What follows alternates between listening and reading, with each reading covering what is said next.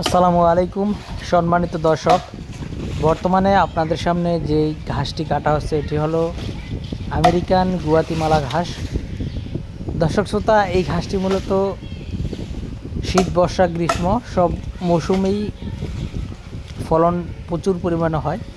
বিশেষ করে বাংলাদেশে শীতকালে ঘাসের ফলন কমে যায়, তবে এই গুয়াতিমালা ঘাস আপনার শীত, বর্ষা, গ্রীষ্ম আপনার সব সময় কিন্তু একই রকম ফলন পাবেন। এর একটি বড় কারণ হলো গুয়াতিমালা ঘাসে আপনার ফুল আসে না। শীতকালে ঘাস কম হওয়ার কারণ হলো শীতকালে অন্যান্য ঘাসে ফুল আসে, যার কারণে ঘাসটা চিকন হয়ে যায় এবং মাথাতে একটা ফুল বের হয়, তখন কিন্তু ঘাসটা একেবারেই ফলন কমে যায়। এই গুয়াতিমালা ঘাসটি ফলন না কমার কারণ হলো এটাতে কোনো ফুল আসে না। মূলত ফুল না আসার কারণে এটা সব সময়ই কিন্তু একরকম ফলন হয়।